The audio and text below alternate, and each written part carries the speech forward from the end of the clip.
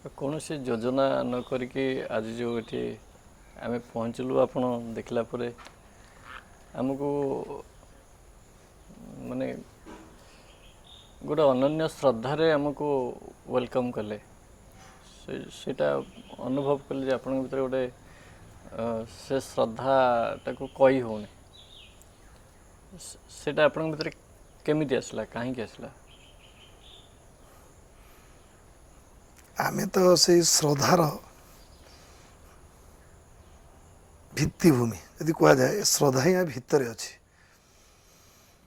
ଯାହା ମଣିଷ କରିବା ଉଚିତ, ଯେଉଁଟା ଆମେ ଗୋଟେ ସ୍ଥୂଳ ଚିନ୍ତାଧାରାରେ ରଖୁଛେ ଯେ ବାସ୍ତବରେ ମୁଁ କିଏ, ମୁଁ କ'ଣ କରିବା ଉଚିତ, ସୂକ୍ଷ୍ମ ସ୍ତରକୁ ଆମେ ଯାଇନଥିଲେ। ତେଣୁ ଅଳ୍ପ କିଛି ଦିନ ହେଲା ନିଶ୍ଚିତ ଭାବରେ ଚିନୁ ବାବୁଙ୍କର ଉପସ୍ଥିତି ଆମ ଭିତରେ ଥିବା ସେଇ ଅନ୍ତର ଭିତରେ ଥିବା ସେଇ ଶକ୍ତିକୁ ଜାଗ୍ରତ କରିବାରେ ନିଶ୍ଚିତ ଭାବରେ ସହାୟକ ହେଇଛି।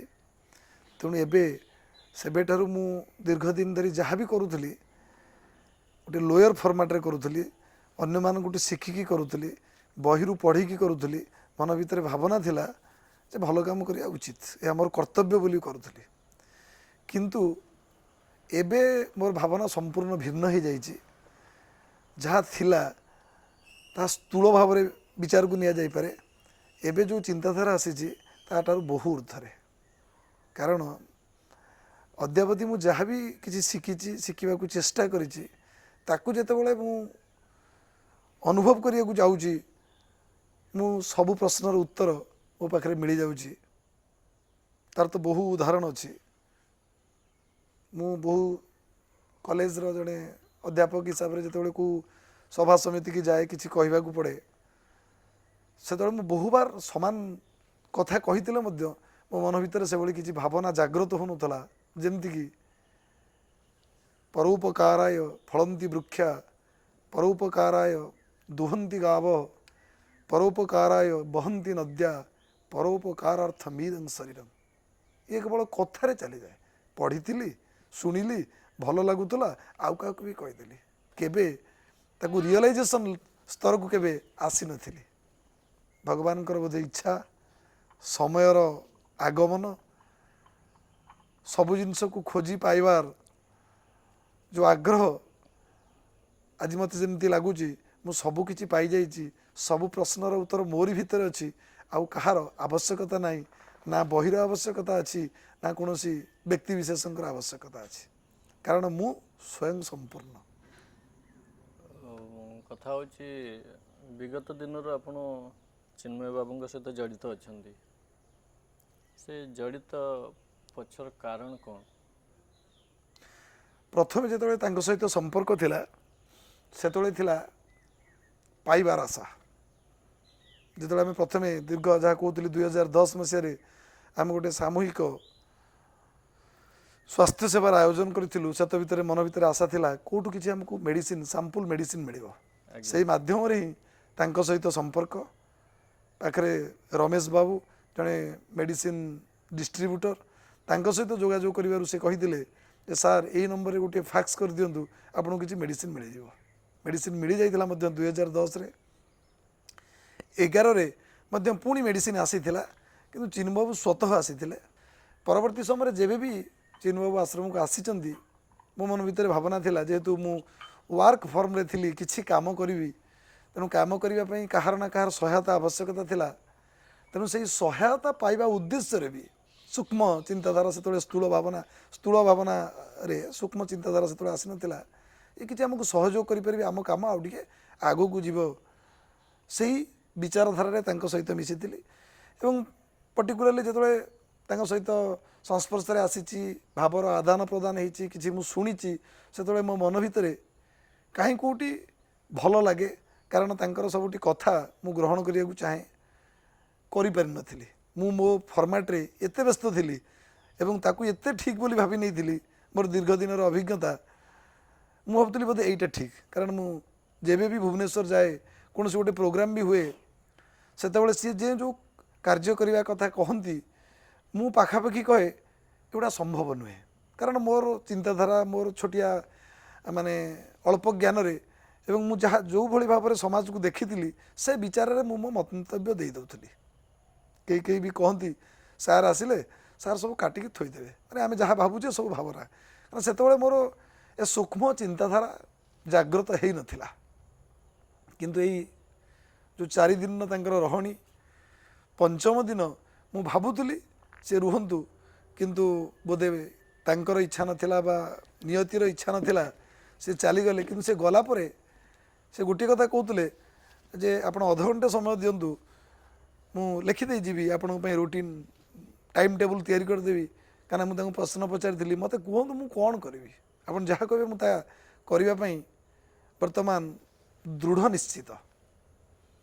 ବାସ୍ତବରେ ଆମେ ବହୁ ଆଲୋଚନା କରିଥିଲୁ, ବହୁ ସମୟ ଅତିବାହିତ ହୋଇଥିଲା, କିନ୍ତୁ ସମୟ ଦିଆଯାଇପାରିନଥିଲା। ଅଧଘଣ୍ଟାଏ ଆମେ ଯେଉଁ କଥା ଭାବୁଥିଲୁ ସ୍ଥୂଳ ଭାବରେ, କିନ୍ତୁ ତାଙ୍କର ଅନୁପସ୍ଥିତି ଯେତେବେଳେ ସେ ଭୁବନେଶ୍ୱରକୁ ଆଶ୍ରମରୁ ଫେରିଗଲେ, ପରବର୍ତ୍ତୀ ସମୟରେ ଯାହା ମୁଁ 4 ଦିନ ଧରି ଭାବୁଥିଲି ମୋତେ କହିଦେଇ ଯାଆନ୍ତୁ ଏଇ ଜିନିଷର ଆବଶ୍ୟକତା ଅଛି, ପଞ୍ଚମ ଦିନ ସେ ଗଲା ପରେ ତାଙ୍କ ଅନୁପସ୍ଥିତିରେ ମୁଁ ଭାବିଲି ବୋଧେ ସେଇ ଯେଉଁ କହୁଥିଲେ ଯେ ଯେତେବେଳେ ଆପଣଙ୍କର ସେଇ ସୂକ୍ଷ୍ମ ଭାବନାର ଦ୍ୱାର ଯେତେବେଳେ ଉନ୍ମୁକ୍ତ ହୋଇଯିବ, ସେତେବେଳେ ଆପଣଙ୍କ ପାଖରେ ଆଉ କିଛି ପ୍ରଶ୍ନ ହିଁ ରହିବନି, କାରଣ ଆପଣ ହିଁ ପାଖରେ ସବୁ ପ୍ରଶ୍ନର ଉତ୍ତର ଅଛି।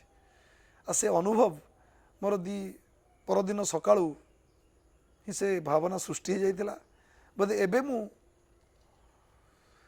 ଏଇ ଭାବନାରେ ଅଛି ଯେ ମୋ ପାଖରେ ବୋଧେ ଆଉ କିଛି ପ୍ରଶ୍ନ ନାହିଁ, ଯାହା ବି ପ୍ରଶ୍ନ ଅଛି ତାହା ଉତ୍ତର ମୋ ପାଖରେ ଅଛି। ଏବଂ ପ୍ରତ୍ୟେକ ପ୍ରଶ୍ନର ମୁଁ ଗୋଟେ ସକାରାତ୍ମକ ଦୃଷ୍ଟିକୋଣରୁ ମୁଁ କ'ଣ ନିଜକୁ ଅନୁଭବ କରି କାର୍ଯ୍ୟ କରିବା ଆରମ୍ଭ କରିଦେଇଛି।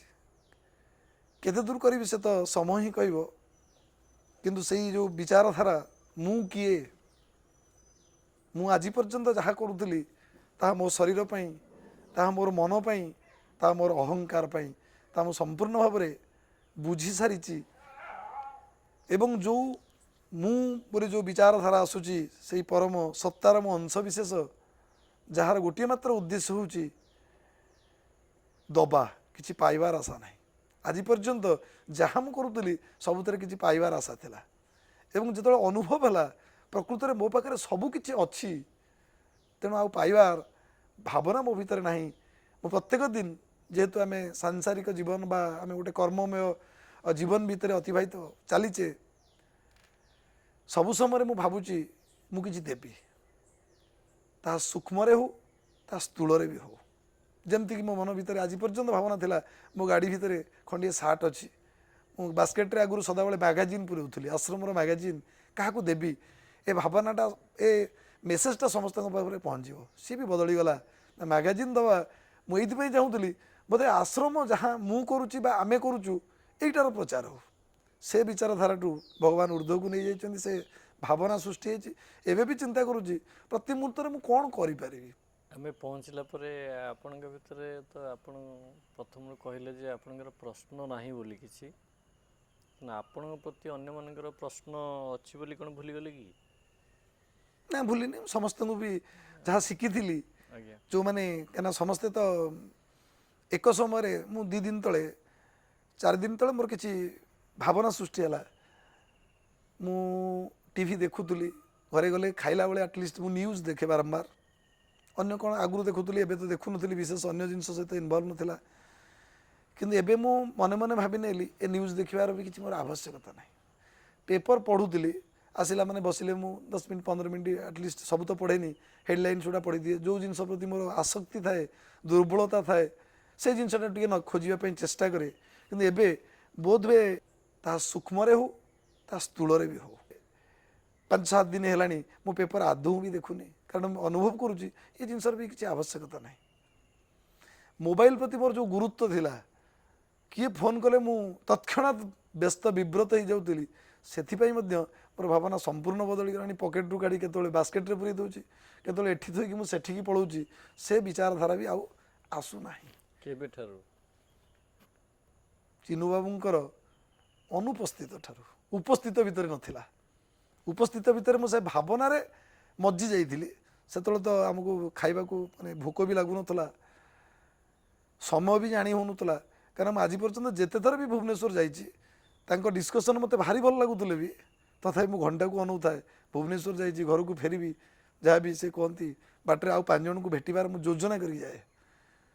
କିନ୍ତୁ ଏବେ ଯେମିତି ସେ ଯୋଜନା ଆଉ ମନ ଭିତରେ ନଥିଲା ଭଳି ଲାଗୁଥିଲା। ସିଏ ଯେତେ ସମୟ ଥିଲେ ନା ଯେତେବେଳେ ମୋବାଇଲ ପ୍ରତି ନଜର ଥିଲା ନା ଆଉ କିଛି ଥିଲା। ତା ପଛରେ ଏକମାତ୍ର କାରଣ ମୁଁ ଅନୁଭବ କରେ, ଠିକ୍ କି ଭୁଲ ମୁଁ ଜାଣିନି, କାରଣ ସବୁ ସମୟରେ ମୁଁ କିଛି ଜ୍ଞାନ ଆହରଣ କରିବା ପାଇଁ ଚାହୁଁଥିଲି। ସେ ଜ୍ଞାନ ଅଦ୍ୟାବଧି ମୋତେ ମୋ ମନ ଛୁଇଁଲା ଭଳି ମିଳୁନଥିଲା। ଆଜି ପର୍ଯ୍ୟନ୍ତ ତାଙ୍କ ସହିତ ମୁଁ ଡିସ୍କସନ୍ କରେ, ମୁଁ ବି ବହୁତ ଲୋକଙ୍କୁ ତାଙ୍କ ଆଗରେ ବି କହେ ଯେ ଆପଣ ଯାହା କହୁଛନ୍ତି ନର୍ମାଲ ଲୋକଟେ ବୁଝିପାରିବନି, କାରଣ ସେଇ ଫର୍ମାଟ୍ରେ ସେ ନାହିଁ। ଯେଉଁ ଜିନିଷ କୁହାଯାଏ ଯାହାକୁ ଭୋକ କରୁଥାଏ ତାକୁ ଖାଦ୍ୟଟା ରୁଚିକର ଲାଗିବ, ଯାହାକୁ ଭୋକ ନଥାଏ ସିଏ ଖାଦ୍ୟର ମହତ୍ତ୍ୱ କିଛି ବୁଝିପାରିବନି। ଠିକ୍ ସେଇଭଳି ଯେତେବେଳେ ଜଣେ ଚାହୁଁଛି ମୁଁ କିଛି ଆହରଣ କରିବା ପାଇଁ ଚାହୁଁଛି ସେ ସମୟରେ ତାକୁ ଭଲ ଲାଗୁଥିଲା, ମୋତେ ବି ଭଲ ଲାଗୁଥିଲା। କିନ୍ତୁ ଆଜି ପର୍ଯ୍ୟନ୍ତ ସେ କହୁଥିବା ସମସ୍ତ ଜିନିଷକୁ ଗ୍ରହଣ କରିବାର ଶକ୍ତି ନଥିଲା। କିନ୍ତୁ ପ୍ରଥମ ଥର ପାଇଁ ଏଠି ମୁଁ କେତେଟା ଶବ୍ଦ ଲେଖି ରଖିଥିଲି ଏବଂ ଯେହେତୁ ଆମେ ଗୋଟେ ନର୍ମାଲ ଫର୍ମାଟ୍ରେ ଅଛେ, ଆମେ ଭାବନା ପରେ ପୁଣି କାର୍ଯ୍ୟକୁ ଯିବା, କାର୍ଯ୍ୟରୁ ପୁଣି ଭାବନାକୁ ଫେରିବା ପାଇଁ କେତେଟା ମଧ୍ୟ କି ପଏଣ୍ଟର ଆବଶ୍ୟକତା ଅଛି। କେତେଟା ମାତ୍ର ଶବ୍ଦକୁ ମୁଁ ଧରି ରଖିଛି ବା ପୁଣି ପୁନର୍ବାର ସେ ଜାଗାକୁ ଯାଇ ମୁଁ ପୁଣି ମୋର ଭାବନା ରାଜ୍ୟକୁ ଏବେ ଫେରିବାର ପ୍ରୟାସ ଜାରି ରଖିଛି। ଏବଂ ଯେଉଁ ସବୁ ଜିନିଷ ଗୁଡ଼ିକ ଆଜି ପର୍ଯ୍ୟନ୍ତ ମୁଁ ଶିଖିଥିଲି ବହିରୁ ଶାସ୍ତ୍ରରୁ ଯାହା ଯାହା ଶିଖିଥିଲି ଏବେ ତାକୁ ମୁଁ ଅନୁଭବ କରୁଛି ଯେ ପ୍ରକୃତ ଜିନିଷଟା କ'ଣ, ପ୍ରକୃତ ଅର୍ଥଟା କ'ଣ। ଯେଉଁ ଅର୍ଥରେ ମୁଁ ବୁଝିଥିଲି ତା ସମ୍ପୂର୍ଣ୍ଣ ଭୁଲ ଥିଲା, ଏବେ ଯାହା ବୁଝୁଛି ବୋଧେ ତାହା ହିଁ ଠିକ୍। ସେ ବୁଝି ସାରିବା ପରେ ଆଉ ବାକି କୌଣସି ଜିନିଷର ଆବଶ୍ୟକତା ହିଁ ନାହିଁ। ତେଣୁ ହଁ କୁହନ୍ତୁ। କୁହନ୍ତୁ କୁହନ୍ତୁ ନାଇଁ କୁହନ୍ତୁ। ହଁ, କଥା ହେଉଛି ଯେ ଏସବୁ କାରଣ କହୁଛନ୍ତି ଯେ ଚିନ୍ମୟ ମହାନ୍ତି ହେଇପାରନ୍ତି। ଆପଣଙ୍କର ଯେଉଁ ପରିବର୍ତ୍ତନ ଆସିଛି ଚିନ୍ମୟ ମହାନ୍ତିଙ୍କ ପାଇଁ ହେଇପାରିଛି ବୋଲି କହୁଛନ୍ତି ଆପଣ। ସେ ଏକ ମାଧ୍ୟମ। ଯଦି ଆମେ ସୂକ୍ଷ୍ମ ସ୍ତରକୁ ଯିବା ଆଜ୍ଞା ତାଙ୍କରି କଥା ଅନୁସାରେ ଏ ସମସ୍ତ ଜିନିଷ ସମସ୍ତଙ୍କ ଭିତରେ ଅଛି। ମୁଁ କାଲି ଛୋଟିଆ ବସିଥିଲି ଗୋଟେ ମେସେଜ୍ କରିବି ବୋଲିକି ମେସେଜଟା ମୋର ଡାଇଭର୍ଟ ହେଇଗଲା। ଡାଇଭର୍ଟ ହଉ କା ଆସ ଗଢ଼ିବା ନୂଆ ସମାଜରେ ଫେସବୁକ୍ ହ୍ୱାଟ୍ସଆପ୍ରେ ମଧ୍ୟ ଛାଡ଼ିଛି। ଏକା ଜିନିଷ ହିଁ କରିଛି। ଯେଉଁ ଜିନିଷ ମୋ ଭିତରେ ଥିଲା, ଯେଉଁ ଜିନିଷ ଆପଣଙ୍କ ଭିତରେ ଅଛି, ଯେଉଁ ଜିନିଷ ଭାଇଙ୍କ ଭିତରେ ଅଛି, ଏଇଟା ମୁଁ ଜାଣିନଥିଲି। ତେଣୁ ସିଏ ଏକ ମାଧ୍ୟମ ହିଁ ମୋତେ ସୂଚେଇ ଦେଲେ ତମେ କ'ଣ। ତାହେଲେ ଏବେ ଆପଣ କୁହନ୍ତୁ ତାଙ୍କ ଭିତରେ କ'ଣ ୟୁନିକନେସ୍ ଅଛି? ତାଙ୍କ ଭିତରେ ଥିବା ୟୁନିକନେସ୍ ତ ନିଶ୍ଚିନ୍ତ ଭାବରେ ଯାହା ଆମେ ଜାଣିନାହାନ୍ତି, ଯାହା ଆମେ ଜାଣିବାକୁ ଚେଷ୍ଟା ବି କରିନାହାନ୍ତି, ସିଏ ସେ ସମସ୍ତ ଜିନିଷ ଜାଣି ସ୍ୱୟଂ ସମ୍ପୂର୍ଣ୍ଣ ହେଇ ତାଙ୍କର ଧର୍ମ ହିସାବରେ ଅନ୍ୟମାନଙ୍କୁ ସୂଚେଇ ଦେବା। ଆମେ ଯେହେତୁ ସଂସାରକୁ ଆସିଛେ, ଯାହା ବି ଯଦି ଆମେ ଯିବା ସେଇ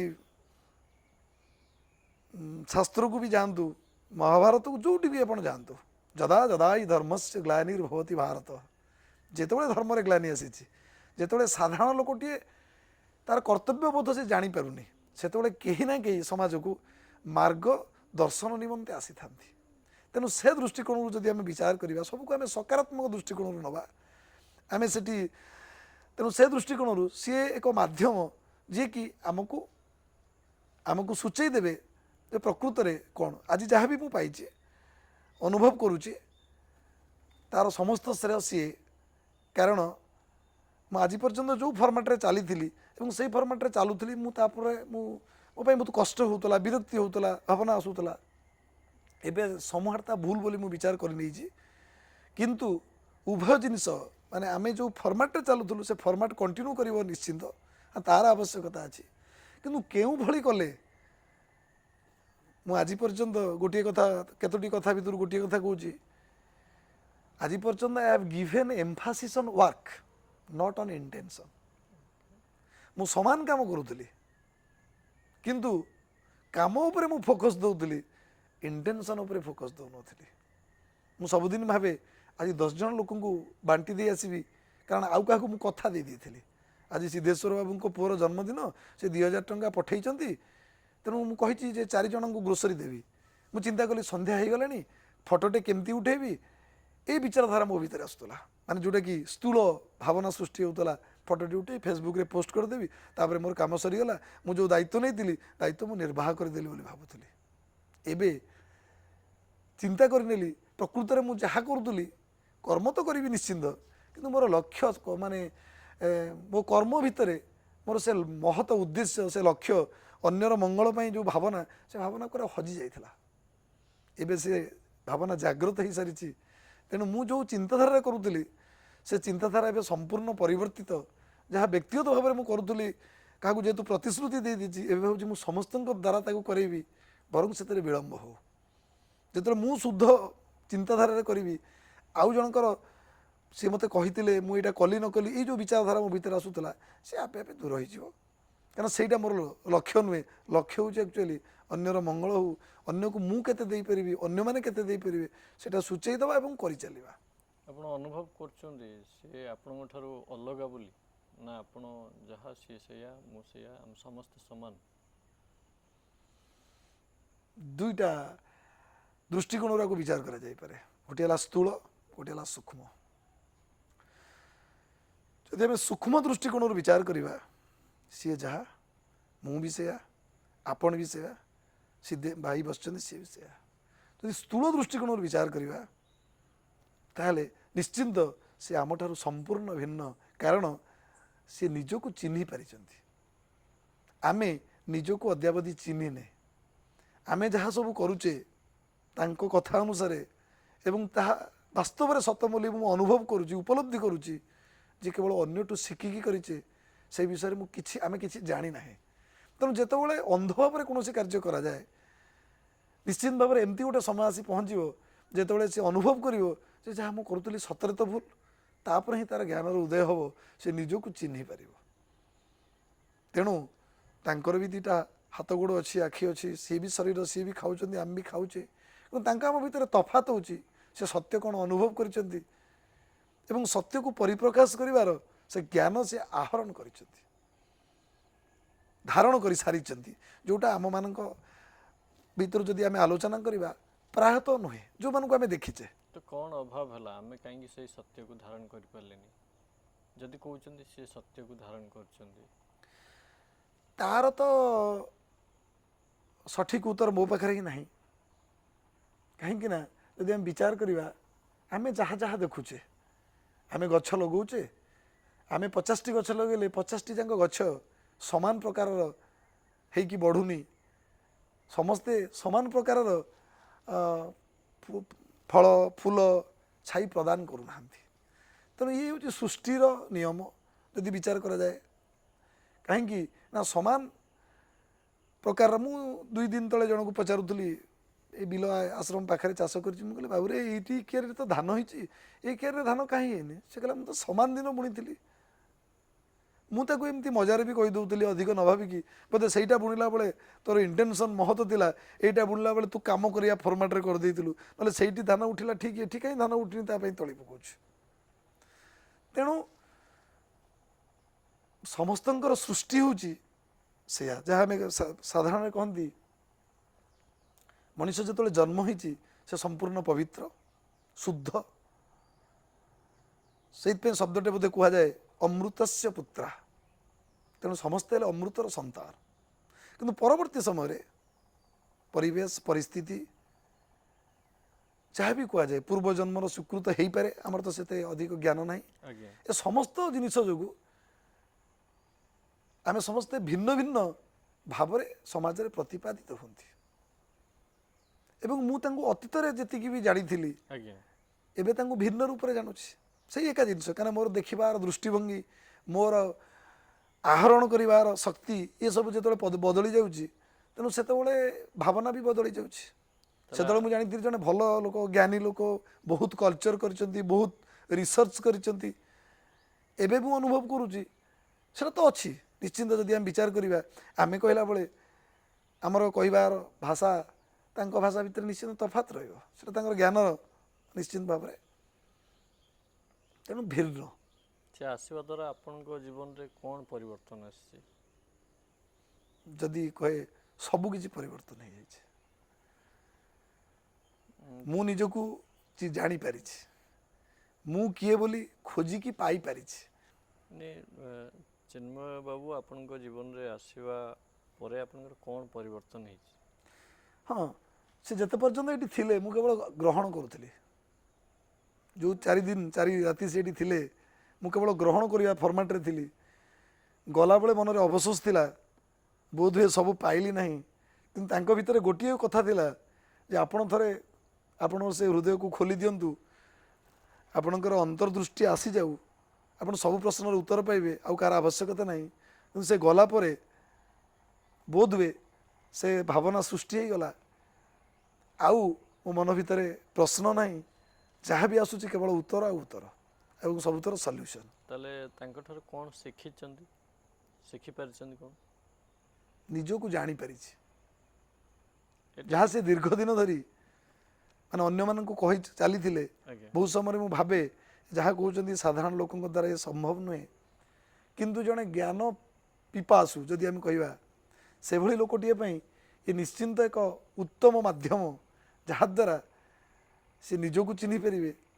ଏବଂ ଏଭଳି ଯଦି ବହୁ ଲୋକ ତ ଦୁନିଆରେ ଅଛନ୍ତି, ସମସ୍ତଙ୍କ ପାଖରେ ଏ ଯଦି ତାଙ୍କର ସାନ୍ନିଧ୍ୟ ଲାଭ କରନ୍ତି, ତାଙ୍କ ସହିତ ମିଶିବାର ସୁଯୋଗ ମିଳେ, ତେବେ ବୋଧହୁଏ ଏ ସମାଜ ଭିନ୍ନ ହେଇଯିବ।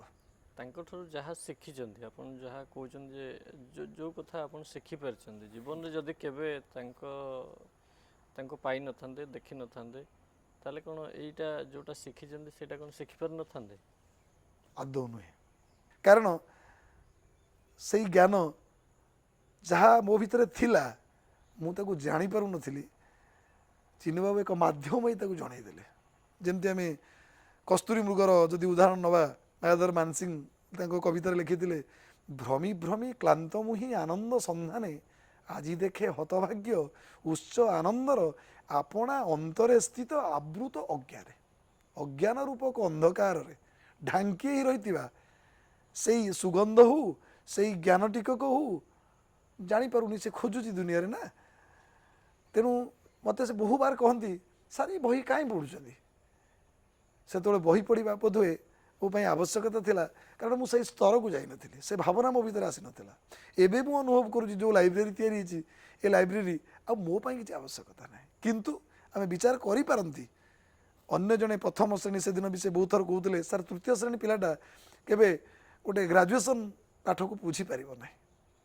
ତେଣୁ ଯେମିତି ଆମେ ଆସ୍ତେ ଆସ୍ତେ ଆଗକୁ ଯିବା ପାଇଁ ଚେଷ୍ଟା କରିବା ନିହାତି ଜରୁରୀ, ଜ୍ଞାନର ଉତ୍ତରଣ ହେବ ଯେଉଁ ଜିନିଷଟା, ତେଣୁ ଅନ୍ୟମାନଙ୍କ ପାଇଁ ଯାହା ତାହା ନିଶ୍ଚିତ ଭାବରେ ଆବଶ୍ୟକତା ଅଛି। କିନ୍ତୁ ମୋର ଆଉ ସେ ଜିନିଷ ଆବଶ୍ୟକତା ଅଛି ବୋଲି ମୁଁ ଅନୁଭବ ବି କରୁନି। ତାହେଲେ ଆପଣଙ୍କ ହିସାବରେ ସେ ଆମ ସମାଜର କ'ଣ କରିପାରିବେ?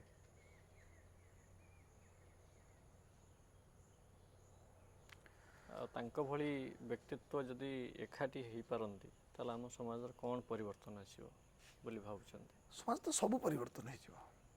ଯାହା ଟିକିଏ ପୂର୍ବରୁ ସ୍ଥୂଳ ଭାବରେ ଆଶ୍ରମରେ ବସି ବସି ଆସ ଗଢ଼ିବା ନୂଆ ସମାଜର ପରିକଳ୍ପନା କରାଯାଇଥିଲା, ତା ପୂର୍ବରୁ ମିଶନ ପରିବର୍ତ୍ତନର ପରିକଳ୍ପନା କରାଯାଇଥିଲା, ଇଏସବୁ ଥିଲା ସ୍ଥୂଳ ଭାବରେ। କିନ୍ତୁ ଏ ବିଚାରଧାରା ଯଦି ଏମିତି କିଛି ଲୋକ ଏଇଭଳି ଭାବନାରେ ଯଦି ଉଦ୍ବୁଦ୍ଧ ହେଇଯିବେ, ସମାଜ ସମ୍ପୂର୍ଣ୍ଣ ବଦଳିଯିବ। ଯେଉଁଟାକୁ ଆମେ କହନ୍ତି ସାଧାରଣରେ ଆମେ ଶୁଣିଛେ, ଗୋଟେ ହେଉଛି ମର୍ତ୍ତ୍ୟ, ଗୋଟେ ହେଉଛି ପାତାଳ, ଗୋଟେ ହେଉଛି ଆକାଶ। ସାଧାରଣ ଆମେ ବିଚାର କରନ୍ତି ସବୁଠୁ ଦି ମଷ୍ଟ, ମାନେ ଯେଉଁଟା ସବୁଠୁ ଉଚ୍ଚ ସ୍ତରରେ ଅଛି ସେଇଟା ଆକାଶ, ବା ଯାହା ଆମେ କହୁଛେ ସ୍ୱର୍ଗପୁର, ଆକାଶ ତ ସରି ସ୍ୱର୍ଗପୁର। ତେଣୁ ସ୍ୱର୍ଗପୁର ଯାହା ଯାହା ଏ ମର୍ତ୍ତ୍ୟଭୂମି ବି ସେଇଥିରେ ପରିଣତ ହେଇପାରିବ। ମାନେ ମୋର ବିଚାର ଏବେ କହୁଛି ନିଶ୍ଚିନ୍ତ ଭାବରେ। କାରଣ ଆଜି ପର୍ଯ୍ୟନ୍ତ ଆମେ ସମସ୍ତେ ନେବା ଫର୍ମରେ ଅଛେ, ଯେତେବେଳେ ଦବା ଫର୍ମରେ ପଳାଇ ଆସିବା, ସବୁ ତ ବଦଳିଯିବ ଦୁନିଆ।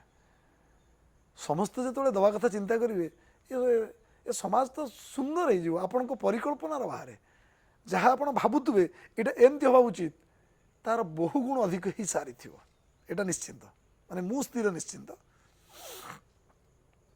ଏଇ ଯେଉଁ ବିଗତ ଦିନରେ ଯେଉଁ 4 ଦିନିଆ ଗସ୍ତରେ ଆସିଥିଲେ, ଆମେ ବି ସମସ୍ତେ ଏକାଠି ଥିଲେ, ଏମିତି କିଛି କଥା ପର୍ଟିକୁଲାର ଆପଣ କହିବେ ଯେଉଁଟାକି ଚିନ୍ମୟ ବାବୁଙ୍କର ସେ କଥାକୁ ଆପଣ 100% ବୁଝିପାରିଛନ୍ତି ବୋଲି? ସିଏ କହିଥିବା ପ୍ରତ୍ୟେକଟି କଥାକୁ ପ୍ରତ୍ୟେକଟି କଥାକୁ ଗୋଟିଏ କଥା ନୁହେଁ ମୁଁ 100% ବୁଝିପାରୁଥିଲି। ଗୋଟେ ଉଦାହରଣ ଦେଇକି କହିପାରିବେ କି ମାନେ ଏଇ କଥାଟା ଆପଣ ପୂର୍ବରୁ ବୁଝିନଥିଲେ? ହଁ ନିଶ୍ଚିନ୍ତ, ସେମିତି ସେମିତି ତ ବହୁତ ଅଛି। ଆଜ୍ଞା। ଯେମିତି ତା ପୂର୍ବରୁ ଟିକେ କହୁଥିଲି ମୁଁ କାମ କରୁଥିଲି, ମୁଁ କାର୍ଯ୍ୟ ଉପରେ ଗୁରୁତ୍ୱ ଦେଉଥିଲି କିନ୍ତୁ ଇଣ୍ଟେନସନ୍ ଉପରେ ଗୁରୁତ୍ୱ ଦେଉନଥିଲି। ସେଇଟା କେମିତି ସେ ବୁଝେଇଲେ ଆପଣଙ୍କୁ? ସିଏ ଯାହା ବୁଝେଇଥିଲେ ମୁଁ ଆଉ ଗୋଟିଏ ଯେଉଁଟା ଆଉ ଟିକେ ସହଜରେ କହିପାରିବି, କାହିଁକିନା ମୋର ଜ୍ଞାନ ତ ସେତିକି ହେଇନି ମାନେ ବୁଝେଇବା ପାଇଁ। ଯେଉଁ ଜିନିଷଟା ମୁଁ ଆଜି ପର୍ଯ୍ୟନ୍ତ ଜାଣିଥିଲି ସେଇଟା ସେ ସୁନ୍ଦର ଭାବରେ ଉପସ୍ଥାପନ କରିଦେଇଥିଲେ। ସେଇଟା ଥିଲା ମୁଁ ଯାହା କରୁଛି ମୋ ଶରୀର ପାଇଁ, ମୁଁ ଯାହା କରୁଛି ମୋ ମନ ପାଇଁ, ମୁଁ ଯାହା କରୁଛି ମୋ ଅହଙ୍କାର ପାଇଁ, କିନ୍ତୁ ତା ମୁଁ ନୁହେଁ। ମୁଁ ମୋ ଶରୀର ନୁହେଁ, ମୁଁ ମୋ ସେ ମନ ନୁହେଁ ବା ଯେଉଁ ଇନ୍ଦ୍ରିୟ କଥା କହୁଛେ ମୁଁ ସେଇଆ ନୁହେଁ, ମୁଁ ମୋର ଅହଙ୍କାର ନୁହେଁ। ମୁଁ ହେଉଛି ଯାହା କୁହାହେଉଥିଲା dignified care, that means care with dignity, care with dignity, ଯତ୍ନ ନେବ ସର୍ବୋଚ୍ଚ ଭାବନାରେ, ଯାହାକୁ ଆମେ କହୁଥିଲେ ଲଭ୍ ହୁଇଚ୍ ଇଜ୍ ଅନକଣ୍ଡିସନାଲ ବୋଲିକି ଆମେ ମଧ୍ୟ କହୁଥିଲେ, ସର୍ତ୍ତବିହୀନ। ଆଜି ପର୍ଯ୍ୟନ୍ତ ଯାହା ବି ଆମେ ଯାହାକୁ ବି ଭଲ ପାଇଛେ ସବୁଥିରେ ସର୍ତ୍ତ ଅଛି। ଫୁଲକୁ ଭଲ ପାଇଛେ ସେ ଆମ ଆଖିକୁ ଆକର୍ଷିତ କରୁଛି, ଗନ୍ଧକୁ ଭଲ ପାଉଛେ ସେ ଆମକୁ ଭଲ ଅନୁଭବଟିଏ ଦେଉଛି। ଯାହାକୁ ମୁଁ ଭଲ ପାଇଛି ଏ ସବୁତକ ସେଠି ଗିଭ୍ ଆଣ୍ଡ ଟେକ୍ ରିଲେସନ୍, ସେଠି ଗିଭ୍ ନୁହେଁ କେବଳ ପାଇବା ଫର୍ମରେ ଥିଲେ। ବୁଝିଲେ? ତେଣୁ ବର୍ତ୍ତମାନ ଚିନ୍ତା କରୁଛି ମୁଁ ଦବା ଫର୍ମରେ ଭଲ ପାଇନି। ଫୁଲଟା ଫୁଟିବ, ଫୁଲଟି ଆହୁରି କେତେ ଲୋକଙ୍କୁ ତାର ସୁଗନ୍ଧ ସିଏ ବାଣ୍ଟିବ, ଏ ବିଚାରରେ ମୁଁ କେବେ ଭଲ ପାଇନି। ଫୁଲ ଭିତରେ ଅଛି, ଫୁଲଠୁ ମୁଁ କିଛି ପାଇଛି, ସେ ଦୃଷ୍ଟିକୋଣରୁ ମୁଁ ଫୁଲକୁ ଭଲ ପାଇଛି। ବୁଝିହେଉଛି? ତେଣୁ ସେ ବିଚାର ଯଦି ଆମେ ନେବା ବହୁତ କିଛି ମିଳିଛି, ବହୁତ କିଛି ଅନୁଭବ କରିଛି। ଆଉ ବହୁତ କଥା ଯେତେବେଳେ ଏକ ସମୟରେ ମଣିଷ ଶୁଣେ ସମସ୍ତ ଜିନିଷକୁ ଧାରଣ କରିବା ସମ୍ଭବ ନୁହେଁ, କିନ୍ତୁ ଆଉ କେହି କହିଦେଲେ ସେ କଥାଟା ବି ବାରମ୍ବାର ମନେ ପଡ଼ିଯାଏ ଏବଂ ମୁଁ ତାକୁ ମୋ ଜ୍ଞାନର ପରିସର ଭିତରେ ସବୁ ସମୟରେ ତର୍ଜମା କରି ଚାଲିଛି। ଆଉ ମୁଁ ଦେଖିନେଇଛି ସବୁଠି ମୁଁ ତାର ଉତ୍ତର ପାଇଯାଉଛି। ସେ ଯାହା କହୁଥିଲେ ତାହା ବାସ୍ତବ ସତ୍ୟ। ବାସ୍ତବତା ବି ଶବ୍ଦ ଏଠି ବ୍ୟବହାର ନ ହୋଇପାରେ, ତାହା କେବଳ ସତ୍ୟ, ସତ୍ୟ ଓ ସତ୍ୟ। ସେଥିରେ କୌଣସି ମନଗଢ଼ା ନଥିଲା, କିନ୍ତୁ ଏ ମନଗଢ଼ା ସବୁ ସୃଷ୍ଟି ହେଇଥିଲା ଯାହା ମୁଁ ପାଠ ବହିରୁ ପଢ଼ିଥିଲି, ଶାସ୍ତ୍ରରୁ ଶୁଣିଥିଲି। ଏବେ ମୁଁ ଅନୁଭବ କରୁଛି, ଆଗରୁ ମୁଁ ଯେତେବେଳେ ଭଗବାନଙ୍କର ସେ କିଛି ବି ଭଜନ ପଢ଼ୁଥିଲି, ଡାକୁଥିଲି, ମୁଁ ଭାବୁଛି ଏବେ ବୋଧେ ତାର କିଛି ଆବଶ୍ୟକତା ନାହିଁ। ଆଉ ସେଇଟା ମୁଁ ଏଇ 2-4 ଦିନ ତଳେ ମଧ୍ୟ କହୁଥିଲି ଯେ ସିଏ ଏକ ମାଧ୍ୟମ ସାଧାରଣ ଲୋକଟିଏ ନିଜର ଚିନ୍ତାଧାରାରୁ ଊର୍ଦ୍ଧ୍ୱକୁ ଯିବା ପାଇଁ। ଇଏ ବୋଧେ ଏକ ପରିକଳ୍ପନା, କିଏ କରିଛନ୍ତି ଆମେ ତ ଜାଣିନେ, ଆମର ବୁଦ୍ଧି ବହୁତ କମ୍। କିନ୍ତୁ ଏସବୁ କିଛି ନାହିଁ, ଏସବୁ ମୁଁ ଯଦି ଶବ୍ଦ ବିଚାର କରାଯାଏ ମୋ ପାଖରେ ତ ସବୁ କିଛି ଅଛି। କିନ୍ତୁ ସାଧାରଣ ଲୋକଟିଏ ଯେ ଜାଣିନି, ଆମେ ଯେତେବେଳେ ଛୋଟ ପିଲାଟିଏ କୁ ପାଠ ପଢ଼ଉଛେ ତାକୁ ଗୋଟିଏ ମାଧ୍ୟମର ଆବଶ୍ୟକତା ଥିଲା। ଯାହା ବି ସେ କହୁଥିଲେ ଅଡ଼ିଓ ଭିଜୁଆଲ୍, ତାକୁ କିଛି ଶୁଣଉଥିଲେ, ତାକୁ କିଛି ଦେଖାଉଥିଲେ। ଆମେ ବି ପାଠ ପଢ଼ିଲା ବେଳେ ଏ ଛୋଟ ଛୋଟ ଗୋଲି କରୁଥିଲେ, କାଠି କରୁଥିଲେ। ଏବେ ବି ଛୁଆ ପଢ଼ୁଛନ୍ତି, ଭିଜୁଆଲରେ ଦେଖାଉଛେ 5ଟା ଆମ୍ବର ଚିତ୍ର, 10ଟା ହାତୀର ଚିତ୍ର, ତାକୁ ଗଣଉଥିଲେ, ବାବୁରେ ଦେଖ ଏଇଟା ହେଉଛି 1, ଏଇଟା ହେଉଛି 2, ଏଇଟା ହେଉଛି 3, ସେଇଟା ହେଉଛି 3। ତେଣୁ ସେମାନଙ୍କ ପାଇଁ ନିହାତି ଜରୁରୀ। ଆଉ ଯେଉଁମାନେ ଅନୁଭବର ଶୀର୍ଷକୁ ପହଞ୍ଚିଯିବେ ତାଙ୍କ ପାଇଁ ଆଉ କୌଣସି ଜିନିଷର ଆବଶ୍ୟକତା ନାହିଁ, କାହାର ବି ଆବଶ୍ୟକତା ନାହିଁ। ଯେମିତି ଥରେ କହୁଥିଲି, ମୁଁ ଯାଇଥିଲି ବୁଝିବା ପାଇଁ, ଖୋଜିବା ପାଇଁ ଯେ ଗୁରୁ କାହାକୁ କରିବି। ଯେତେବେଳେ କିଛି ପଢ଼େ କିଛି ଭାବନା ତ ଆସିବ ନିଶ୍ଚିନ୍ତ ନା, ମୋର ସେମିତିଆ ଗୁରୁ ଜଣେ ଦରକାର। କିନ୍ତୁ ଖୋଜିକି ପାଇନଥିଲି, ଯାହା ଯାହା ଶୁଣିଥିଲି ସମୟ ଆସିବ ଆପେ ଆପେ ମିଳିବ। ସିଦ୍ଧେଶ୍ୱର ବାବୁଙ୍କର ଅନୁଭୂତିରୁ କିଛି ବି ମୋତେ ଭଲ ଲାଗିଥିଲା, ମନକୁ ପାଇଯାଇଥିଲା। ତେଣୁ ସମସ୍ତଙ୍କ ପାଇଁ ଏହା ଭିନ୍ନ ଭିନ୍ନ। ଯାହା ସିଦ୍ଧେଶ୍ୱର ବାବୁଙ୍କ କ୍ଷେତ୍ରରେ ତା ମୋ କ୍ଷେତ୍ରରେ ହେବନି, ତା ଭାଇଙ୍କ କ୍ଷେତ୍ରରେ ବି ହେବନି। ଯେଉଁଟା ଆପଣଙ୍କ କ୍ଷେତ୍ରରେ ହେଲା ସେଇ କଥାଟା ଟିକେ କୁହନ୍ତୁ। ସେଇ କ୍ଷେତ୍ରରେ ଯାହା ତ କହିବି ସତ କହିବି, ଭାବନାକୁ ପରିପ୍ରକାଶ କରିବି। ଯେତେବେଳେ ସିଦ୍ଧେଶ୍ୱର ବାବୁଙ୍କ କଥାରେ ମୁଁ ଶୁଣିଥିଲି ମୋତେ ଖୁସି ଲାଗିଥିଲା। ସେ ଭାଗ୍ୟବାନ ବୋଲି ମନେ ମନେ କହୁଥିଲି। ଯାହା ହଉ ସେ ଖୋଜୁଥିବା ତାଙ୍କ ମନ ଭିତରେ ଥିବା ସେ ଭାବନା ସେ ପାଇଯାଇଥିଲେ। କିନ୍ତୁ ମୁଁ ଚିନ୍ତା କଲି ସିଦ୍ଧେଶ୍ୱର ବାବୁ ଯେତେବେଳେ ବିଚାର କରୁଛନ୍ତି, ଚିନୁ ବାବୁ ଗୁରୁ ବୋଲି ବିଚାର କରୁଛନ୍ତି, କାରଣ ସେ ଖୋଜିବା ଜିନିଷକୁ ପ୍ରଥମେ ପାଇଥିଲେ। ଯେତେବେଳେ ଚିନୁବାବୁଙ୍କ ସଂସ୍ପର୍ଶରେ ଆମେ ଆସିଥିଲୁ ସେତେବେଳେ ଆମ ଭିତରେ, ମୁଁ ବେଳେବେଳେ ମନ ଭିତରେ ପ୍ରଶ୍ନ ଆସେ, ସମସ୍ତେ ଚିନୁ ଭାଇ କହୁଛନ୍ତି, ମୁଁ ଚିନୁ ବାବୁ କାହିଁ କହୁଛି, ଆଉ କେହି ସାର୍ କହୁଛନ୍ତି। ସେ ଫର୍ମାଟ୍ରେ ଶିଖା ଯାଇଥିଲା। ଯେତେବେଳେ ଆମେ ଗୋଟେ ଅନୁଷ୍ଠାନରେ ଥିଲେ, କୌଣସି ପଦପଦବୀରେ ଥିଲେ, ଅନ୍ୟକୁ ଆଡ୍ରେସ୍ କରିବା ସେଇଥିରେ ଅଭ୍ୟସ୍ତ ହେଇଥିଲା। ଏବେ ମୋ ମନ ଭିତରେ ଭାବନା ଆସୁଥିଲା, ଆରେ ସିଦ୍ଧେଶ୍ୱର ବାବୁ କହୁଥିଲେ ଗୁରୁଜୀ, ମୋ ପାଟିରୁ ତ କାହିଁ ସେ ମାନେ ଭାଷାଟା ବାହାରି ପାରୁନି, କିନ୍ତୁ ମୁଁ ତ ଜ୍ଞାନ ଆହରଣ କରିଛି, କ'ଣ କହିବି? ପ୍ରଶ୍ନ ପରେ ମୋ ମନ ଭିତରେ ଏ ଭାବନା ଆସିଲା, ସୁଦାମା ଯେତେବେଳେ କୃଷ୍ଣଙ୍କ ପାଖକୁ ଯାଇଥିଲା, ଅର୍ଜୁନ ଯେତେବେଳେ କୃଷ୍ଣଙ୍କ ପାଖରେ ଥିଲେ, ସେ ସଖା ବୋଲି କହୁଥିଲେ। ସଖା ଯିଏ, ଗୁରୁ ବି ଯିଏ। ଯଦି ଆମେ ଗୁରୁଙ୍କୁ ବିଚାର କରିଦେଉଛେ, ତମେବ ମାତା ପିତା ତମେବ ବନ୍ଧୁ, ତ ଭଗବାନଙ୍କ ଉଦ୍ଦେଶ୍ୟରେ କହିଦେଲା, ଗୁରୁ ବ୍ରହ୍ମା ଗୁରୁ ବିଷ୍ଣୁ ଗୁରୁଦେବ ମହେଶ୍ୱର ଗୁରୁ ସାକ୍ଷାତ ପରମ ବ୍ରହ୍ମ ତସ୍ମୈ ଶ୍ରୀ ଗୁରବେ ନମଃ। ସବୁଠି ତ ଗୁରୁ ଅଛନ୍ତି। ତେଣୁ ଯେଉଁ ରୂପରେ ଯେଉଁ ଭାବନାରେ ଆମେ ଗ୍ରହଣ କରିବା ସେ ସେଇଆ। ତାହେଲେ ଆପଣ ସଖା ବୋଲି ସମ୍ବନ୍ଧ ଯୋଡ଼ିଲେ ବୋଧେ? ଏ ସ୍ଥୂଳ ମନ ଯଦି ବିଚାର କରେ, ଯେହେତୁ ଦୀର୍ଘ ଦିନ ଧରି ଚିନୁ ବାବୁ କହି ଆସିଛି, ହଠାତ୍ ପରିବର୍ତ୍ତନଟା ଆମେ କେବେ ବୋଧେ ଆମ ଜୀବନରେ ଅନ୍ୟମାନଙ୍କଠୁ ଶିଖିନେ, ଦେଖିନେ, ସେ ବିଚାରଧାରା ଆସିନି। ତାପରେ ଆଉ ଗୋଟେ ଜିନିଷ, ଯେତେବେଳେ ଏବେ ମୁଁ ଅନୁଭବ କରୁଛି, ମୋ ଆଉ ଚିନୁବାବୁ ଭିତରେ କିଛି ତଫାତ୍ ନାହିଁ। ଆଗରୁ ମୁଁ ଭାବୁଥିଲି ଚିନୁବାବୁଙ୍କ ପାଖରେ ବହୁତ ଜ୍ଞାନ ଅଛି, ଚିନୁବାବୁଙ୍କଠୁ ମୋର କିଛି ଶିଖିବାର ଅଛି, ଶିଖୁଥିଲି 4 ଦିନ ଭିତରେ। କିନ୍ତୁ ଯେତେବେଳେ ଜାଣିଗଲି ସିଏ ବି ଯାହା, ମୁଁ ବି ସେୟା, ସୂକ୍ଷ୍ମରେ ସ୍ଥୂଳରେ ନୁହେଁ। ଯେତେବେଳେ ବିଚାର ଆସିଗଲା, ସେତେବେଳେ ଗୁରୁ ଶବ୍ଦ ଯାହା, ସଖା ଶବ୍ଦ ସେୟା, ବନ୍ଧୁ ଶବ୍ଦ ବି ସେୟା, ସିଏ ମୁଁ ଅଭିନ୍ନ। ଯେତେବେଳେ ମୁଁ ବିଚାର କରିବି, ଉଚ୍ଚାରଣ ଏକ ମାଧ୍ୟମ। ଆମେ ଯେଉଁ ଶବ୍ଦ କହୁଛେ ଜଣକୁ ଚିହ୍ନେଇବା ପାଇଁ, ଆଉ ଜଣକୁ ଚିହ୍ନେଇବା ପାଇଁ, ଇଏ ଗୋଟେ ଜଷ୍ଟ ମାନେ ମିଡ଼ିୟମ୍, ଜଣେଇବା ପାଇଁ କିଏ କେଉଁ ଫର୍ମାଟ୍ରେ ଅଛି, କିଏ କ'ଣ ବୁଝୁଛି, ଏଇଆ। ତେଣୁ ଏଇ ଦୃଷ୍ଟିକୋଣରୁ ମୁଁ ବିଚାର କରି ନେଇଛି, ଆମେ ତ ଅଭିନ୍ନ। ଯଦି ଭଗବାନଙ୍କୁ ଯଦି ଆମେ ବିଚାର କରନ୍ତି, ମୁଁ ବି ମାନେ ଭଗବାନ ଆଉ ମାନେ ଏଇ ଯେଉଁ ଭାବନା ଉର୍ଦ୍ଧ୍ୱକୁ ଗଲା ପରେ କିଛି ଭିନ୍ନ ବୋଲି ମୁଁ ବିଚାର କରୁନି। କାରଣ ମୁଁ ଟିକେ ଆଗରୁ କହୁଥିଲି, ମୁଁ ଯେଉଁ ଠାକୁରଙ୍କୁ ଡାକୁଥିଲି ବା ମୁଁ ଭାବୁଥିଲି ଏଇଟା ଗୋଟେ ମୋର ମାଧ୍ୟମ ବୋଧେ କେଉଁଠି ଗୋଟେ ପହଞ୍ଚିବା ପାଇଁ, ଏବେ ଅନୁଭବ କରିଚାଲିଣି ମୋତେ ସିଏ ଆଉ ମାଧ୍ୟମ ନୁହେଁ। ମାନେ ମୋ ପାଇଁ ତାର କିଛି ଆବଶ୍ୟକତା ନାହିଁ। ତା ଅର୍ଥ ନୁହେଁ ଯେ ମନ୍ଦିରକୁ ଯିବା ନାହିଁ, ଭଗବାନଙ୍କୁ ପୂଜା କରିବା ନାହିଁ, ବା ଆମ ଭିତରେ ଏଠି ଗୋଟେ ଜ୍ଞାନର ଅହମ୍ଭାବ, ଇଏ ବି ପ୍ରଶ୍ନ ଉଠୁନି। ଯେତେବେଳେ ମୁଁ କିଏ ମୁଁ ଜାଣିପାରୁଛି, ମୋ ଭିତରେ ସେ ଚେତନା ସୃଷ୍ଟି ହେଉଛି, ତା ବାଦ ତ ମୁଁ ସମସ୍ତଙ୍କୁ ସମାନ ବୋଲି ଧରିବି। ମୋ ବିଚାରରେ ତ ସମସ୍ତେ ସମାନ। ଏମିତି କିଛି କଥା ନିଃଶବ୍ଦରେ ତାଙ୍କ ବିଷୟରେ ନିଜ ପାଖରେ ଯୁକ୍ତି ପ୍ରସଙ୍ଗରେ ଆସିଛି କି? ବୁଝିପାରିଲିନି। ତାଙ୍କୁ ନେଇ ନିଜ ପାଖରେ କେତେବେଳେ କିଛି ଦ୍ୱନ୍ଦ୍ୱ ସୃଷ୍ଟି ହେଇଛି କି? ଅତୀତରେ ତ ଥିଲା, ଏବେ ତ କିଛି ନାହିଁ। ଏବେ କ'ଣ ଆପଣ ସମ୍ପୂର୍ଣ୍ଣ ଦ୍ୱନ୍ଦ୍ୱାତୀତ? ନିଶ୍ଚିନ୍ତ।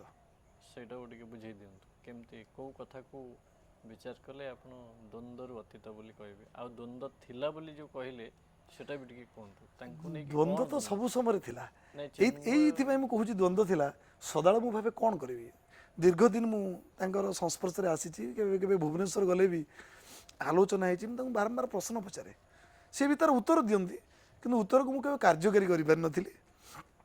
ମୁଁ ତାଙ୍କୁ ପଚାରେ, କଲେଜ ଦୀର୍ଘ ଦିନ ଧରି କଲେଜର ଅଧ୍ୟକ୍ଷ ଥିଲି, କଲେଜକୁ ଗୋଟେ ଭଲ ଅନୁଷ୍ଠାନ ବୋଲି ତିଆରି କରିବା ପାଇଁ ଚେଷ୍ଟା କରିଥିଲି, ଆଜି ପର୍ଯ୍ୟନ୍ତ କରିପାରିନି।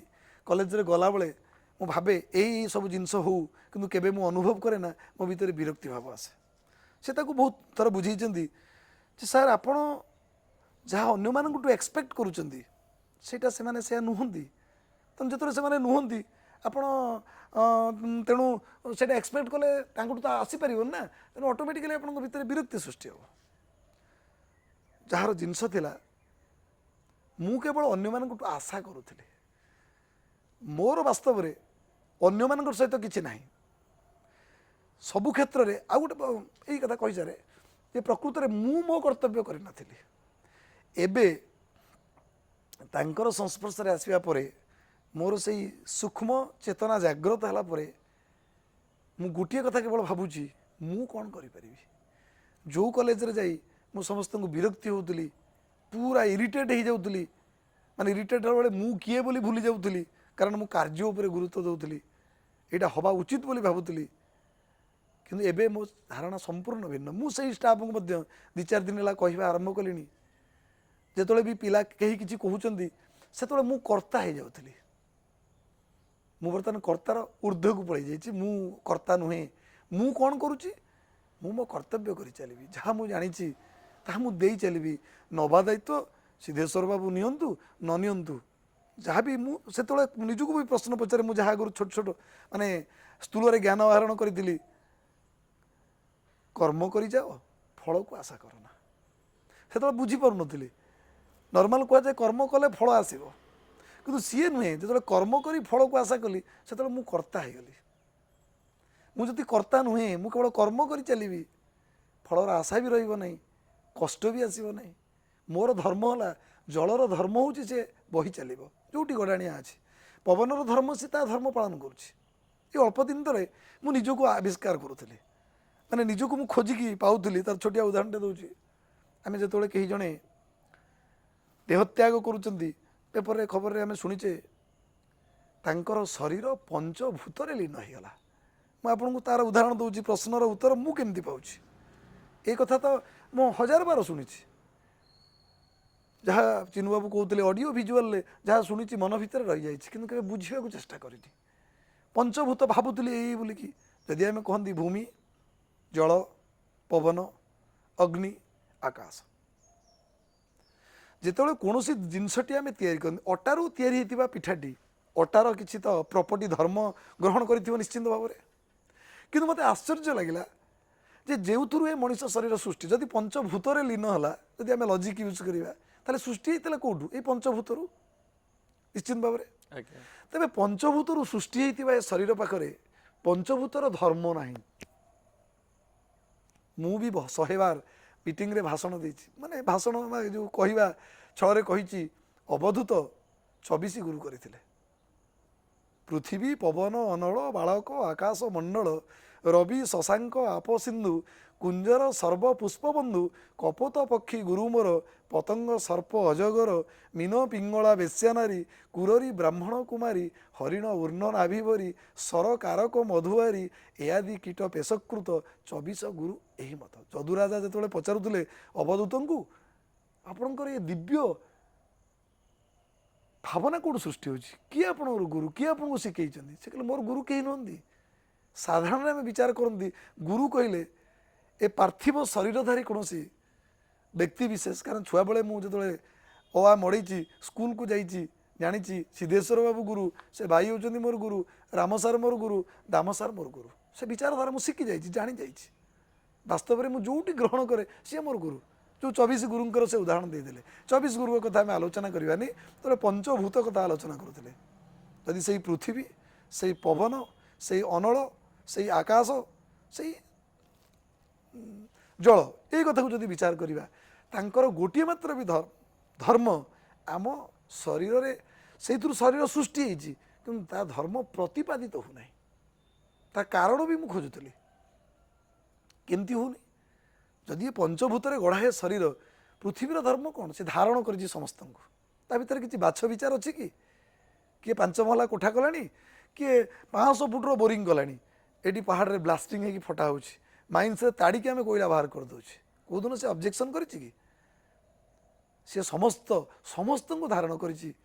ସକାଳେ ବସିଲା ବେଳେ ମୁଁ ଝରକାରେ ଅନଉଥିଲି, ମୋର ସେଇ ଭାବନା ଟିକେ ସୃଷ୍ଟି ହେଇଥିଲା। ସତରେ ଗଛକୁ ଦେଖିଲେ, ଏ ରାସ୍ତାରେ ଗଲାବେଳକୁ, ଆଗରୁ ମୁଁ ଜାମୁ ଗଛକୁ ଅନୁଧ୍ୟାନ କରିଥିଲି, ଆଜି ମୁଁ ଜାମୁ ଗଛକୁ ଅନୁଧ୍ୟାନ ନେଇ ସେ ଘର ପାଖରେ ଥିବା ଗୋଟେ ବିରାଟ ଇନ୍ଦ ଗଛକୁ ଅନେଇଥିଲି। ସତରେ ଦେଖିଲି ଗଛ ସୃଷ୍ଟି ହେବା ପରଠାରୁ ସେ କେବଳ ଦେଇ ଚାଲିଛି।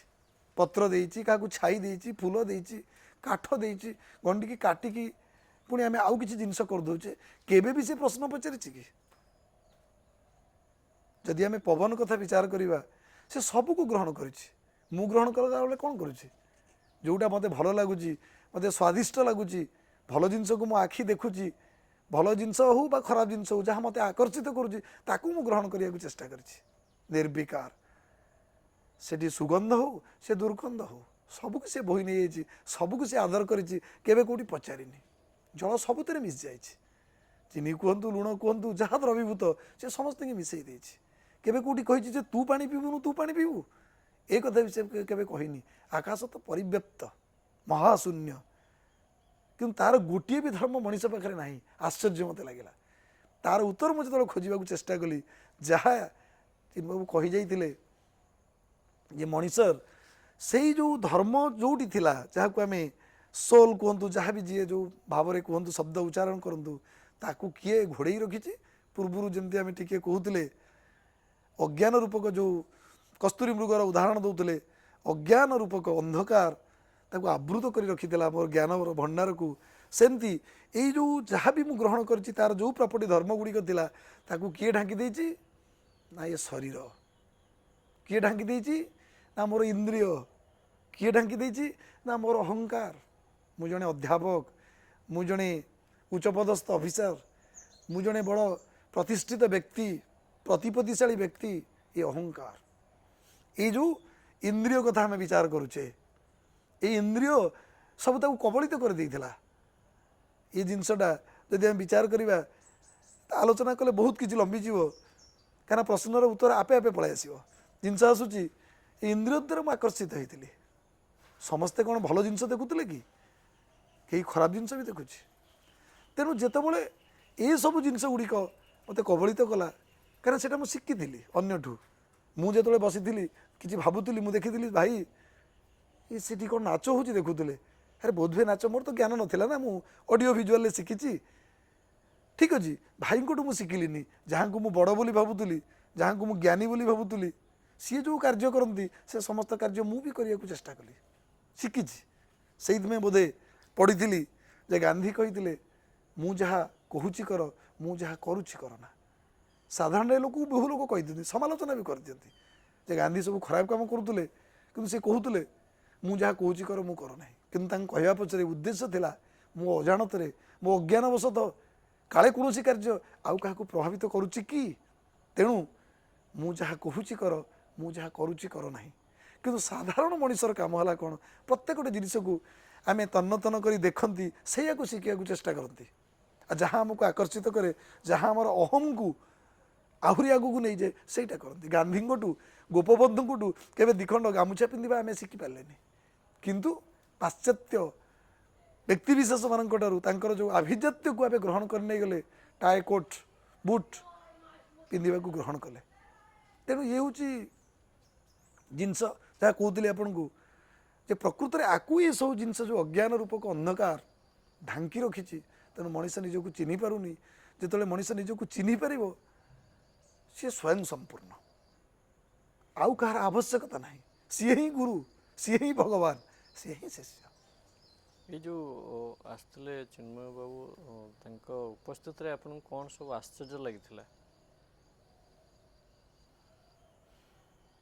ସେତେବେଳର ମନରେ ଭାବନା ଥିଲା, ଯାହା କହିଲି ସେଟା ସ୍ଥୂଳ, ସୂକ୍ଷ୍ମ ନୁହେଁ। କାରଣ ଯେଉଁ ଜିନିଷ ଆମ ପାଖରେ ନାହିଁ, ଯେତେବେଳେ ଆମେ ଆଉ କାହା ପାଖରେ ଦେଖନ୍ତି ଖୁସି ହୁଅନ୍ତି, ଭଲ ଲାଗେ। ହଁ, ଯେଉଁ କଥାଟା ଦେଖିଲେ ଆପଣଙ୍କୁ ଖୁସି ଲାଗିଥିଲା, ଆଶ୍ଚର୍ଯ୍ୟ ଲାଗିଥିଲା, ସେଇ ଯେଉଁ ପ୍ରଶ୍ନର ଉତ୍ତର ଗୁଡ଼ା ଆମେ ଜାଣିନଥିଲେ। ମଣିଷ ସାଧାରଣରେ ଗୋଟିଏ ଉଦାହରଣ ଦିଆଯାଏ, ବୋକା ତିନିଥର ହସେ। କେହି ସାର୍ ବି ପଢ଼େଇଥିବେ, ଶୁଣିଥିବେ, ଆଉ କାହାଠୁ ବି ଶୁଣୁଥିବେ। ସିଦ୍ଧେଶ୍ୱର ବାବୁ ହସିଲେ, ମୁଁ ହସିଲି। ପରବର୍ତ୍ତୀ ସମୟରେ ଯେତେବେଳେ ମୁଁ ବୁଝିପାରିଲି, ହସିଲି। ତୃତୀୟରେ ଯେତେବେଳେ ମୁଁ ଭାବିଲି, ଆରେ ସିଦ୍ଧେଶ୍ୱର ବାବୁ ହସୁଥିଲେ, ମୁଁ ହସୁଥିଲି, ମୁଁ ବୁଝିଲି, ଆରେ ମୁଁ ଏଇଥିପାଇଁ ହସୁଥିଲି, ଏ ଜିନିଷର କିଛି ଆବଶ୍ୟକତା ନଥିଲା, ପୁଣି ବି ହସୁଥିଲି। ମାନେ ସଦୃଶ ଯେତେବେଳେ ମଣିଷର ରିଅଲାଇଜେସନ୍ ଆସିଯାଏ, ଯେ ଜାଣିପାରେ ଏଇସବୁ ଜିନିଷ ଗୁଡ଼ା ଥିଲା ଯାହା ମୁଁ ଜାଣିନଥିଲି। ମଣିଷର ଆମେ ଗୋଟେ ଲୋୟର ଫର୍ମାଟ୍, ଗୋଟେ ହାୟର ଫର୍ମାଟ୍ ପାଇବା କଥା। ତ ଆମେ କହିଦେଲେ ସେଟା ଲୋୟର ଫର୍ମାଟ୍ ବୋଲି, ତାର ଗୋଟେ ହାୟର ଫର୍ମାଟ୍ ବି ଅଛି, ମାନେ ଉଚ୍ଚ ଅଭିଳାଷ ବି ଅଛି। ଯେତେବେଳେ ଜ୍ଞାନ କ୍ଷେତ୍ରରେ ସମାନ ଜିନିଷ ସବୁ କ୍ଷେତ୍ର ପାଇଁ ପ୍ରଯୁଜ୍ୟ ନୁହେଁ, ଗୋଟେ ଶବ୍ଦକୁ ବିଭିନ୍ନ ଦୃଷ୍ଟିକୋଣରୁ ବିଚାର କରାଯାଇପାରେ। ସେତେବେଳେ ମୁଁ ଭାବୁଥିଲି, ଆରେ ମୁଁ ଯାହା ସବୁ ଜାଣିଥିଲି ତାହା ଭୁଲ, ଏବଂ ଜାଣିଥିଲେ ବି ମୋର ଇଚ୍ଛା ଥିଲା ଏଟାକୁ ତ ମୁଁ ଭୁଲ ବୋଲି ପ୍ରତିପାଦିତ କରିପାରୁନଥିଲି। କିନ୍ତୁ ଆଜି ପ୍ରତିପାଦିତ କରିବାର ଗୋଟେ ମୋତେ ମାଧ୍ୟମ ମିଳିଗଲା। जो से उदाहरण दौले एबे भी केते जन को उदाहरण दे सारे जो विश्वास अविश्वास କୁହନ୍ତୁ ଟିକେ सेते बड़ पर्यंत मु जानि नथिले गोटे जिंस थिला बोली एबेकार परिस्थिति एटा संपूर्ण भिन्न आमे अन्य को सिद्धेश्वर बाबू को मु कोन देखिछि किछि दिन तळे आसीथिले चगलू भाई सहित से तळे देखिथिली जहाँ देखिथिली जहाँ अन्य मान गोटे शिखिथिली से भाबी नै जने कैमेरा पर्सन जेतळे मु सुनिली कोनोसी तांकर गोटे विजुअल नै कि उपस्थापन करिबा तांकर किछि भल ज्ञान अछि से अति सुंदर भाव में उपस्थापन करि परंती से दिन जेतळे मु देखिली तांकर किछि ज्ञान आहरण करिवार अछि तांकर भीतर के शुद्ध अछि शुद्ध चेतना अछि तो सब समय ये बदली बदली जाउथला जेतळे मु मोर ज्ञानर उतरण होतला मु तांको अधिकरु अधिक जानुथली ଆଜ୍ଞା जो निर्दिष्ट जिनिस कथा कहते मु भी से करुली आगुरी जो उदाहरण से देले सार आपण झील पाखक जाइछन्ती झील हॉस्टेल अच्छी आप हॉस्टेल तले ठिया होती अपेक्षा कर से आसो हठात कई जन मोटरसाइकेल द्रुत गति चली जाऊँ आपणकर मन सेठू भिड़ नहीं गला ओ अरे बोध हुए चिन्ह बाबू गले ठीक अच्छे तापर पुणी देखिले तांको पछकड़े कहीं जड़े झीटी बसी पुणी चिंता कर अरे ये तो मोर झील पुणी देखिले केमिति बसी ना चिन्ह बाबू को कुंडे बसी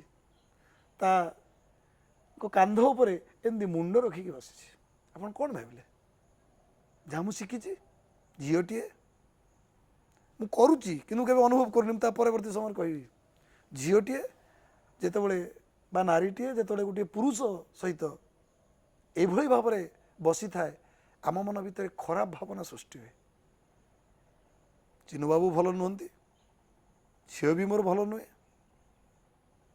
कि परवर्ती समय 15 मिनिट पर फोन टी आसीला मेडिकल जे आपण झीर एक्सीडेंट होती आप तुरंत मेडिकल पहुँचु व्यस्त हो गली से कथा भूलीगली जो जाए मेडिकल पहुँची जाए से चिन्ह बाबू थे बा सिद्धेश्वर बाबू थे बा से भाई थे जहाँ पछकड़े झील हो झीआरी हो कई जड़े जहाँ को मुझे चिन्ही से बसिकी जाऊला जहाँ प्रति मोर भावना थिला सी भी सेठी उपस्थित थे डाक्तर कहले जितेबाला दुर्घटना होता कहीं नथिले एई बाबू जनक सेठी थिले एवं ए बाबू जनक आउ कहार साहाय्य नहीं तांको डाक्तरखाना पर्यंत आनी जहाँ को किसी समय पूर्व कहूली ये खराब लोक ये नष्ट चरित्र कारण मुझे शिखी देखी जो से भाई आउ क्या नहीं जाते से विचारधारा मोर आसाला सिद्धेश्वर बाबू से कथा कही ये भाई जो जाऊँ ना भल नुहे मुझे शिखी देखी से समान जिन शुणी देखी कार्यकारी कली एवं मुझे कौन अनुभव कली अरे सदर मुझे चिन्ह को सिद्धेश्वर बाबू को से भाई के भूल बुझुली प्रकृत जो मो झीर जीवन बंचीगला सी के महान तापाई से भगवान अतीत में मुझे जहाँ को भूल बुझुली एवं हठात केमती पुणी ठीक बोली बुझिली ताने ठीक किए ठीक सीए भूल मो भावना ही भूल थिला मोर से जी ज्ञान मोर थिला मु जहाँ को शिखी ऑडियो विजुअल ताकू मुझे व्यवहार करदेली फर्मूला मैथमेटिक्स दी जाए ना सब क्षेत्र में से फर्मूला को यूटिलाइज कर दिखती A plus B whole square A square plus B square plus 2ab आउ अधिक बाट को आम जानती जी आरंभ करते सी जाते तार फर्मूला जी बाहर करते परवर्ती समय जी गवेषणा करते सी जाती तेणु जो मुझे गवेषणा करनी गवेषणा कर मो पार समय कहीं मु तो सदाबले से अहंकार से इंद्रिय से शरीर पर व्यस्त भल सार्ट खंडे पिंधि एवं मु अनुभव करुँची एड़ा सब गोटे आवश्यकता केवल अच्छी जेहेतु आम समाज में रोचे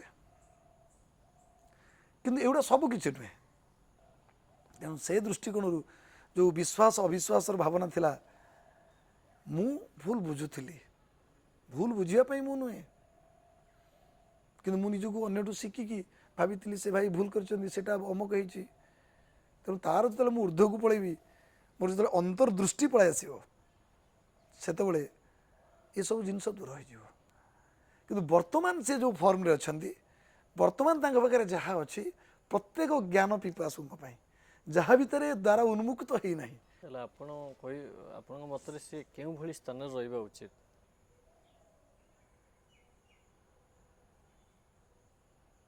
ମୁଁ ଯେଉଁ ଭାବନା ଭିତରକୁ ପଳାଇ ଗଲିଣି ସେଠି ସ୍ଥାନ ନାହିଁ।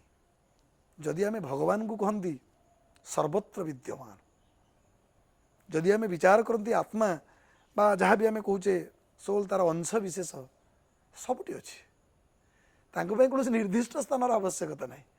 ଆମେ ବିଚାର କରିବା ତାଙ୍କ ପାଇଁ ଗୋଟେ ବିରାଟ କୋଠାର ଆବଶ୍ୟକତା ଅଛି, ମନ୍ଦିରର ଆବଶ୍ୟକତା ଅଛି, ଏସବୁର କିଛି ଆବଶ୍ୟକତା ଅଛି ବୋଲି ମୁଁ ଏବେ ଅନୁଭବ କରୁନି।